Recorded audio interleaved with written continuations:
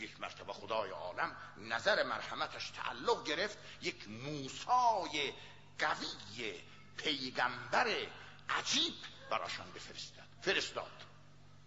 فرستاد و خلاصه بعد از اون کشمکش ها و کش قوس ها دشمن سرسخت را که فرعونیان باشد همه را از بین برد.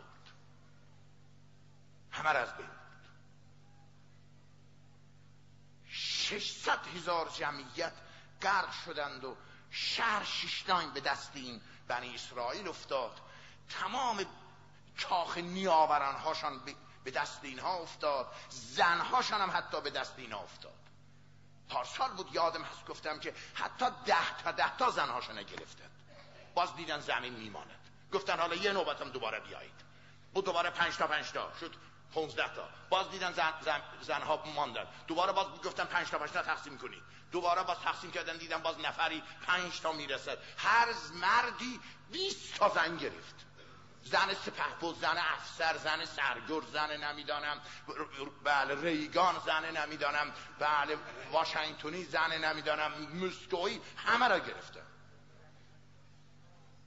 حالا من یه وقتی در منبر گفتم ما الحمدلله پیروز شدیم، به زنهای اینها هیچ طمع نکردیم. گفتیم بابا خیرات الله خیر، زنها دارن مال خودتان و الا حقش این بود ما همشان را بگیریم. حقش اینه، بسیجی باید همشان را بگیرد، پاسدار زنها اینا را بگیرد، آخوند که هیچی، از اول همشان را بگیرد. حقش این است، حق ما بود است. ما نگرفتیم، خدا میداند ما نگرفتیم، خودتان میدانید ما نگرفتیم. خود چرا کاخ نیاورانش را صاحب شدیم، اما دیگه اینطور نیست که زنهاشان را بگیریم.